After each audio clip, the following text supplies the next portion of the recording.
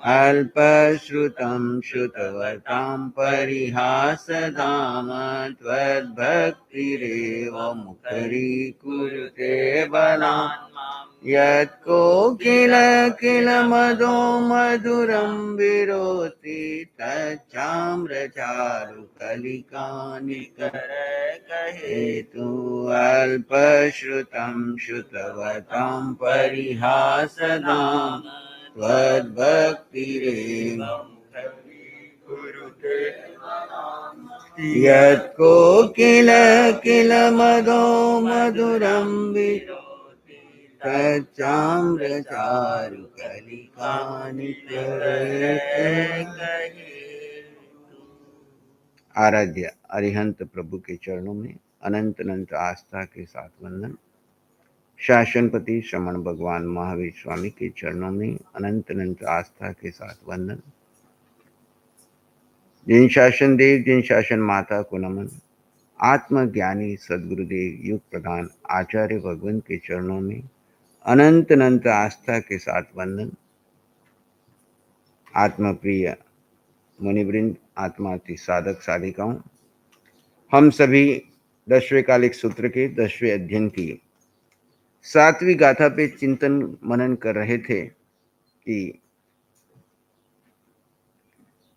सम्यक दृष्टि सदा अमूढ़ है, मिथ्या दृष्टि सदा मूढ़ है।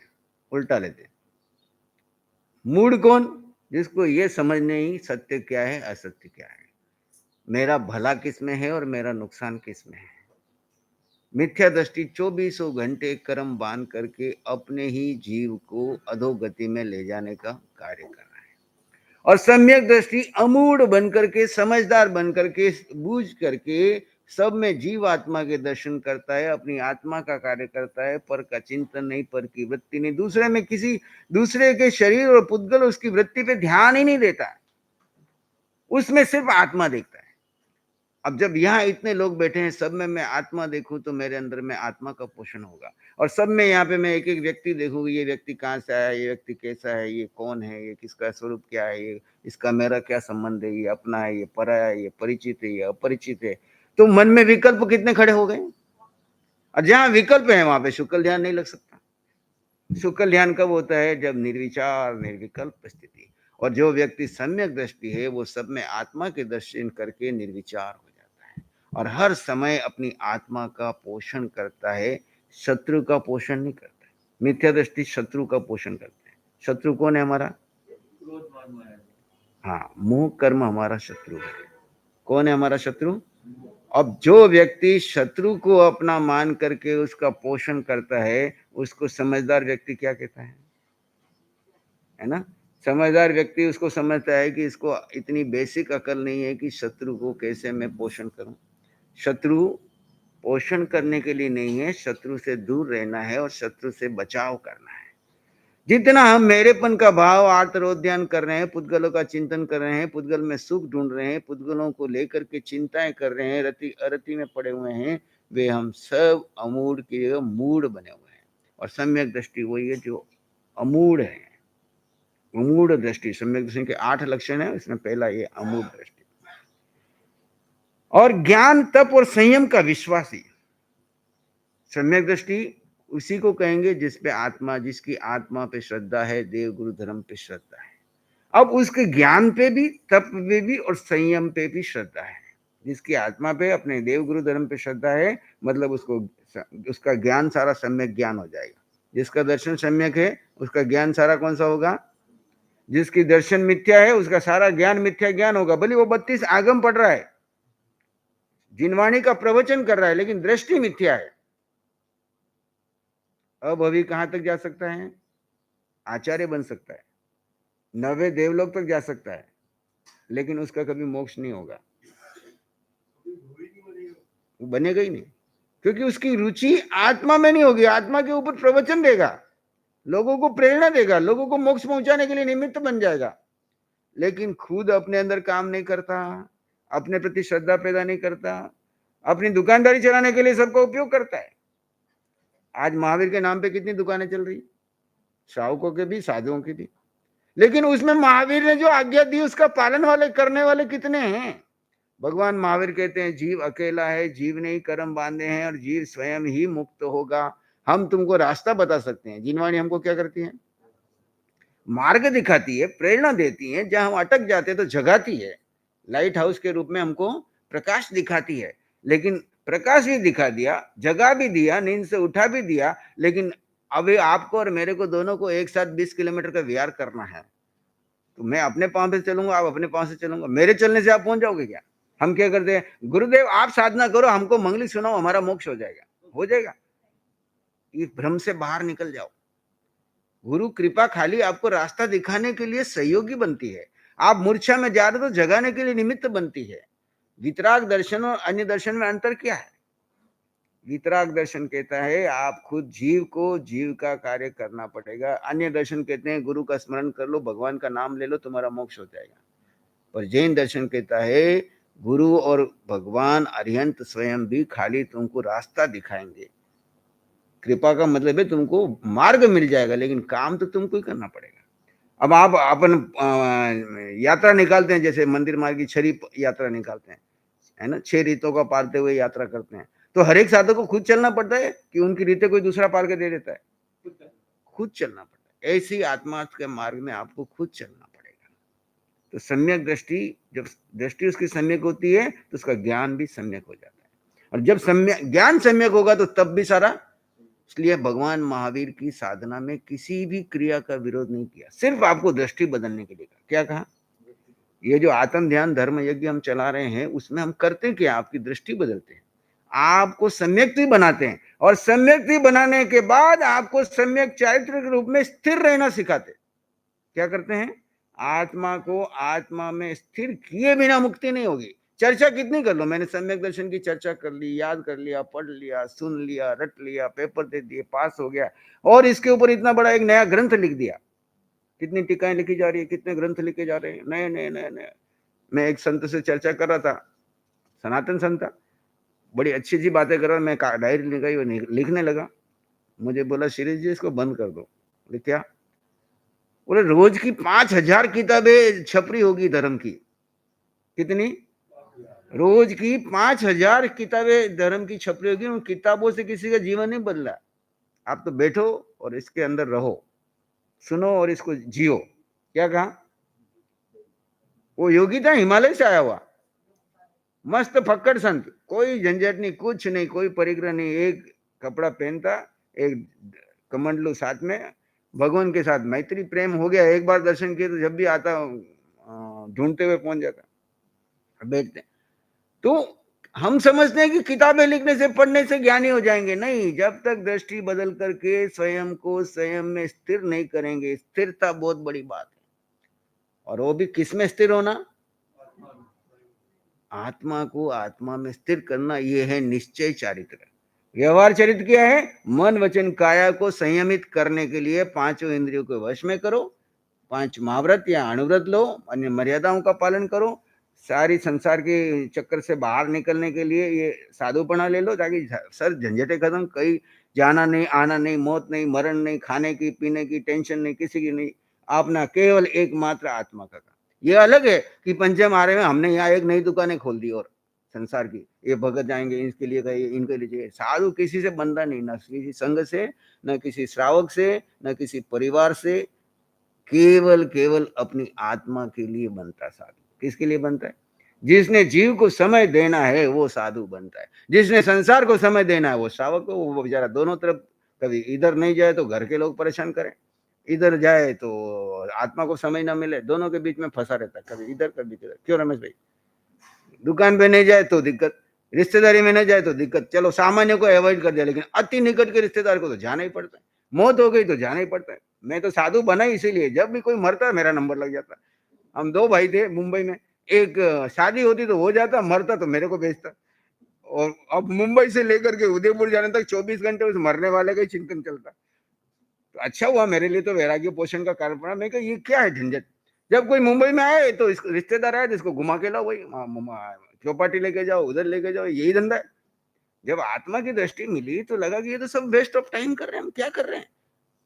जब धन कमाने लगे तो 1 दुकान करो, 2 दुकान करो, 3 हो गई। अभी कोई एंड ही नहीं है। 100 रुपए कमाते थे तब भी जिंदगी चल रही थी, और 1, 2, 3 दुकान हो गई फिर भी एंड नहीं है। इसका तो कोई अंत ही नहीं होगा।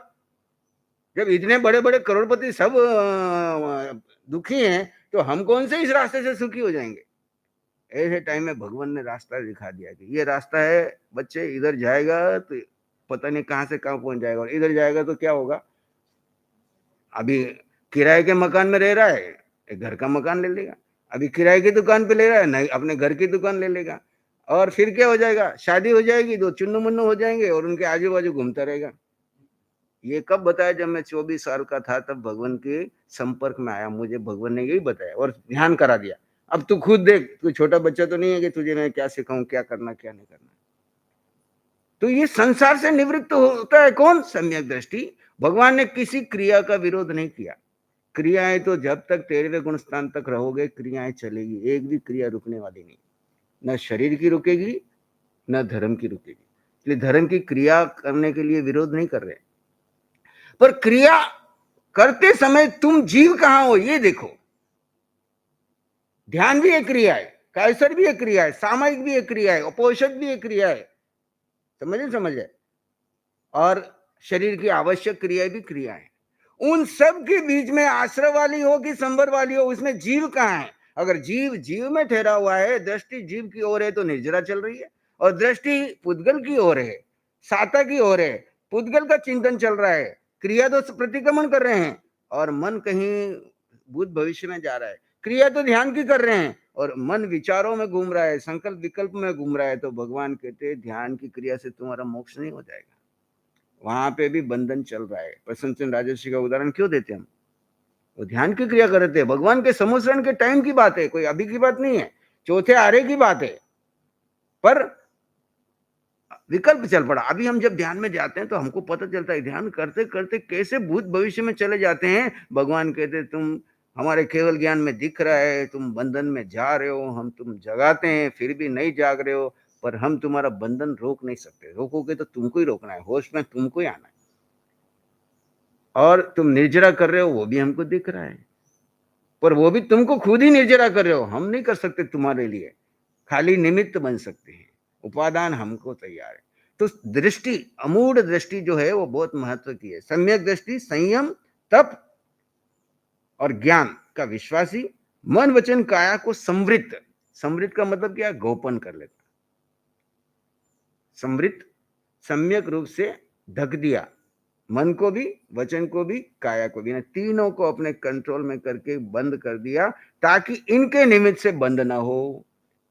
काया से बंधन करते हैं, वाणी से बंधन करते हैं, और मन से बनते, काय वांग मन कर्म योग। तो जब इनको गोपन कर लोगे, काया को निरर्थक यूज नहीं करोगे, अति आवश्यक है तो विवेक से करोगे, वाणी से निरर्थक बोलोगे नहीं, अति आवश्यक है तो विवेक से बोलोगे, मन का व्यर्थ का चिंतन करोगे नहीं, अति आवश्यक है तो सम्यक तो भरे विचारों का चिंतन करोगे आलम्बन लेने के लिए, और अंत में वो भी आलम्बन छूट जाएगा और आत्मा को आत्मा में स्थित करके मन को शून्य कर दोगे। तो समृद्ध करता है। तथा तपश्चर्या द्वारा, तपश्चर्या कौन सी है? तपश्चर्या द्वारा पुरातन पाप कर्मों को आत्मा से पृथक करता है, वही भिक्षु होता है। तपश्चर्या भगवान की दृष्टि में दो है, 6 अभ्यंतर बाह्य और 6 अभ्यंतर, और मूल रूप में एक ही तप है, आत्मा को आत्मा में स्थित करना। ये सबसे बड़ा तप है, क्योंकि सारी तपस्या किसके लिए? आत्मा को केंद्र बिंदु बना के रखेगी। चाहे आप उपवास करो, अनशन करो, चुनावनोदरी, भिक्षाचरी, रसकृत्या, कोई भी तप है, 12 के 12 तप, सबका केंद्र बिंदु जीव है। और 12 तप करो पर जीव को गौण कर दो, 12 तप करो पर जीव को गौण कर दो, तो वो खाली क्रिया रही, उससे आपको पुण्य मिल जाएगा, लेकिन निर्जरा उतनी नहीं होगी जितनी सम्यक। वो अकाम निर्जरा हो सकती, सकाम निर्जरा संकल्प पूर्वक जीव को जीव में स्थित करने से। तो वही भिक्षु होता है। अब अगली गाथा में चलते हैं, यहां भी चर्चा हमने कल की थी, पुनः इसको रिपीट किया। आगे बढ़ते हैं, 8वीं गाथा। तहेव असनम, तहेव असनम, पाणगम वा, पाणगम वा, विविहम, विविहम, खाइमम, खाइमम, साइमम, साइमम, लभित्ता, लभित्ता, होहि, होहि, अट्ठो सुए परे वा, अट्ठो सुए परे वा, तम न निहेन, तम न निहेन निहावये जेस भिक्षु। नावय जेस भिक्षु। तहे इसी प्रकार जे जो अस्नम अशन पाणगम पानी व और विभिन्न नाना प्रकार के खाइमम खाद्य साइमम स्वाद्य पदार्थ लभिता प्राप्त कर सुए या कल के व अथवा परे परसों के अठो प्रयोजनार्थ हो ही होगा, इस प्रकार विचार कर तो उक्त पदार्थों को न निहे बासी नहीं रखता, तो न निहावे औरों को बासी नहीं रखवाता, स वह भिक्षु होता है। भाई अच्छा अच्छा माल मिला आज गोचरी में, इसको रख लो, कल खा लेंगे परसों खा लेंगे ना, नहीं तो किसी और को दे दिया, इस प्रकार का रखने की आज्ञा नहीं दी। क्यों नहीं दी, प्रश्न खड़ा होगा। जो व्रती अशन पान खादिम और स्वादिम, आहार चार प्रकार का ही है। अशन यानी सभी प्रकार के अन्न, अन्न के जितने भी भोजन है। अशन पान यानी सभी प्रकार के पेय। खाइमम, खाइमम में कौन से, सभी मेवा मिष्ठान फल फ्रूट आदि।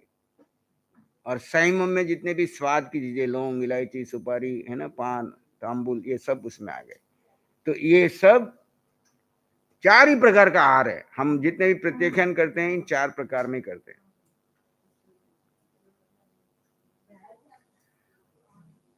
इन चारों प्रकार के पदार्थों को पाकर यह कल या परसों के दिन काम आएगा, इस विचार से उक्त भोज्य पदार्थ को न स्वयं रात्रि में बासी रखता है और न औरों से बासी रखवाता है, वह भिक्षु। अब यहां क्यों मना किया, कभी प्रश्न पे चिंतन किया? दो दृष्टि है इसमें। एक तो है कि परिग्रह वृत्ति शुरू हो जाएगी, परिग्रह वृत्ति शुरू हो जाएगी, और उसके साथ पंचतंत्र में कहानी आती ना साधु की। एक साधु था, रोटी बच जाती तो ऊपर लटका देता था, तो चूहा पहुंच जाता था और उसकी पोटली काट के रोटी खा जाता था।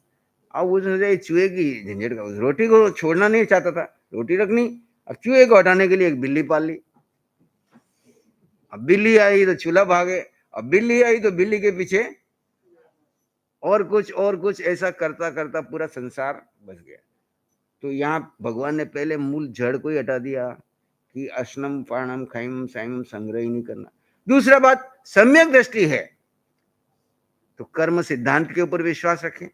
आत्मा तो कुछ खाती नहीं पीती नहीं, आत्मा को कुछ चाहिए नहीं, आत्मा ने आज तक अन्न का पानी पिया नहीं खाया नहीं, है ना।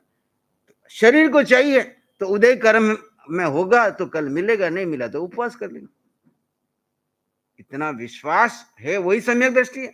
और वैसा साधु होगा सम्यक दृष्टि तो वो संग्रह करेगा नहीं। संग्रह करेगा मतलब अभी वो पुद्गल में अटका हुआ है, पुद्गल में आसक्ति है, खान पान में लगा हुआ है, अभी मोह कर्म शरीर के प्रति और मोह को बढ़ाने का काम कर रहा है। तो मोह बढ़ाने के लिए साधु बने कि मोह घटाने के लिए साधु बने?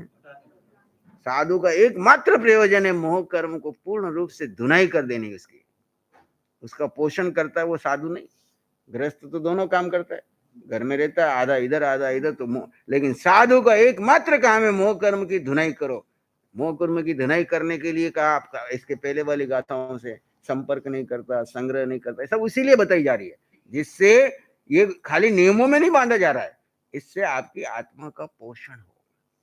नहीं तो हम मोह कर्म का पोषण करते जाएंगे, एक तरफ तो बैठ के घंटों ध्यान करेंगे, दूसरी तरफ में ये सब करेंगे तो विकास नहीं होगा जी, साधक आगे नहीं बढ़ पाएगा।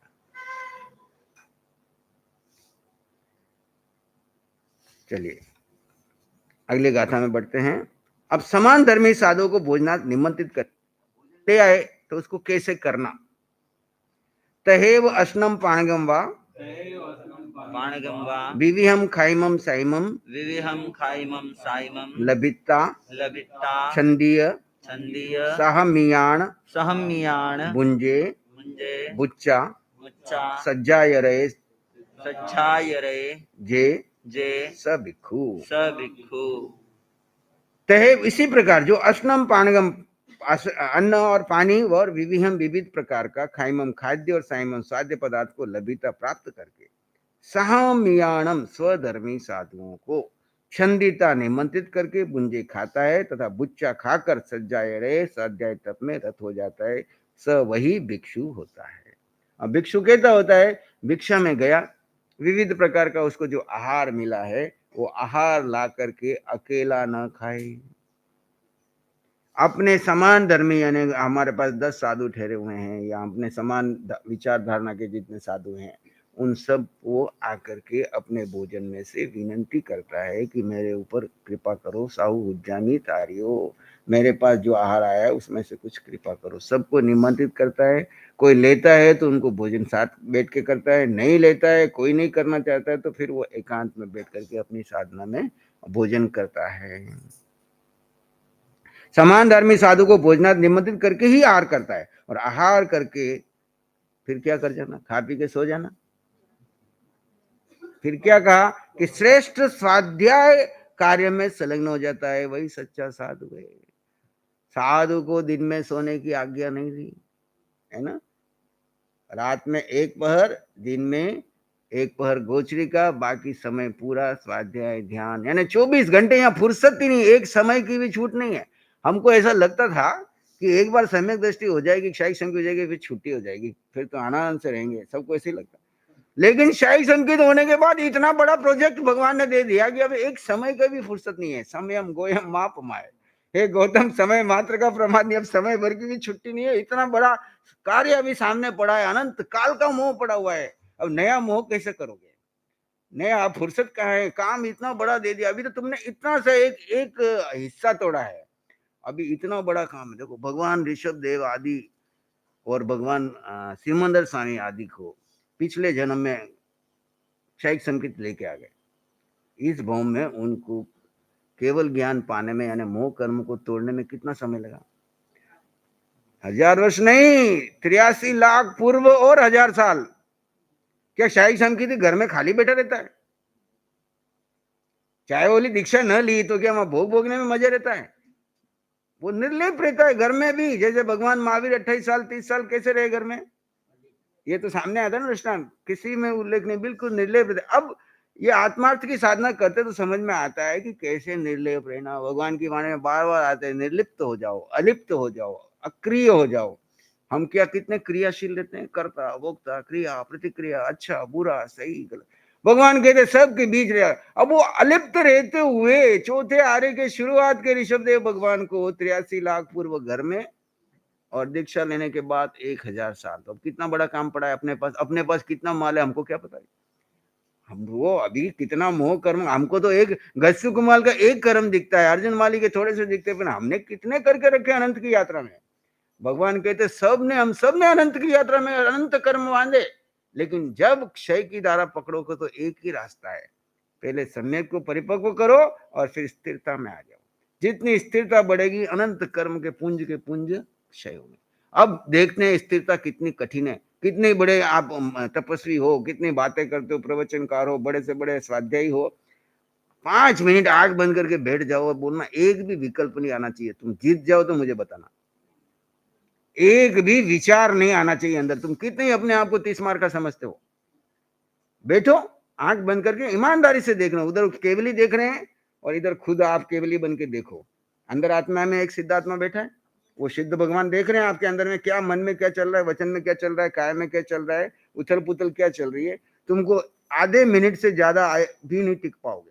अभी भगवान ने जब 3 घंटे का लाइव हुआ, उसमें भगवान ने फरमाया एक एक समय भी अगर तुम ठहर गए तो तुम्हारी यात्रा शुरू हो गई, वितराग यात्रा शुरू होगी। अभी तक तो तुम्हारी संसार यात्रा, आर्तरोध्यान की यात्रा ही चल रही थी, विपरीत दिशा में जा रहे थे। तुम एक एक समय भी टिकना शुरू हो गए, और वो एक एक समय बढ़ते बढ़ते तुम्हारा 1 मिनट जाएगा, फिर आधा मिनट, 1 मिनट, 2 मिनट, ऐसे बढ़ते बढ़ते 1 घड़ी, और फिर अंततः 2 घड़ी। ये सामान्य काम नहीं है, बहुत बड़ा कार्य, सर्वश्रेष्ठ कार्य है। इस अनंत की यात्रा में जो काम नहीं किया वो हमको इस भूमि में 90% करने का अवसर मिला है। हमको विधि मिल गई है, नहीं तो वर्षों तक, जन्मों तक विधि नहीं मिली। मिली तो प्रमाद कर गए, उपयोगी नहीं किया, क्रियाकांड करके वापस आ गए। समोषण में जाके भी कोरे आ गए, वहां पे भी भगवान ने जो क्रिया बताई वो तो अच्छे से कर ली, पर मन को शून्य नहीं कर पाए, जीव पे श्रद्धा नहीं कर पाए। जो अन्य चीजों पे श्रद्धा थी, अपने पे श्रद्धा नहीं थी। तो वही सच्चा साधु है। यहाँ पे यही बताया कि फिर क्या करे। स्वाध्याय का मतलब स्व का अध्ययन, स्वाध्याय का मतलब ग्रंथ नहीं है। ग्रंथों का स्वाध्याय भी क्यों कर रहे हैं, हमको अभी इतनी याददाश्त नहीं है, तो इसमें आत्मा को पोषण करने वाले संग्रह गंधर्वों ने करके रखा है। तो एक एक गाथा करते करते जब अभी हम स्वाध्याय करते और भगवान की साधना करते हैं, तो खुलता है, शब्द तो निमित्त है, अंदर जो हमने अनुभव किया, जो साधना की है, भगवान की वाणी सुनी है, वो अपने आप कोरिलेट करके बाहर आनी शुरू हो जाती है। तो स्वाध्याय में लीन रहे वही सच्चा साधु है। फिर आगे कहते हैं, अब साधु को सदा उपशांत रहने का उपदेश दिया जाता है। अब यहाँ की गाथा है, ये हमारी परीक्षा है। जब मैं यहाँ साधु बोल रहा हूँ तो जितने भी साधना शिविर से जुड़े हैं ना, वो सब साधु समझना अपने आप को। आत्मार्थी साधक सब साधु जैसे ही है। वेश नहीं बदला तो क्या बड़ी बात है। वेश बदलना साधुता नहीं है, अंदर की दृष्टि बदलना और अपनी वृत्तियों को संग्रहित करके एकमात्र आत्मा का काम करना। और आत्मा को काम करने वाले को छुट्टी है क्या, बताओ? सैटरडे संडे है? नहीं, हम तो 5 दिन काम करेंगे, 2 दिन मजे करेंगे। यहाँ पे आत्मा पे काम करने वाले को 2400 घंटे न सोते, न उठते, न बैठते, न जागते, इन सपने में भी मिथ्यात्व में जाने की आज्ञा नहीं है, मोह में जाने की आज्ञा नहीं है। गया तो प्रतिक्रमण करो, विचार दिखेंगे। ध्यान, जब तुम शुक्ल ध्यान के साधक बन जाओगे, तुम्हें सपने भी सब दिखेंगे, क्या क्या सपने आ रहे हैं, और उससे पता चल जाएगा कि ये मन क्या क्या कल्पना कर रहा है। रात को सपने में कैसी कल्पना की उधेड़ बुन बना रहा है, दिन में कुछ बात देखी थी, उसको कैसे कहानी बनाकर कैसे कहां से कहां ले गया। बात इतनी सी आपने दिन में महत्व दी, उसकी मन कल्पना बना के कैसी कहानियां बनाता है, कैसे कैसे कैसे खेल खेलता है। इस सबसे बाहर निकल रहा है।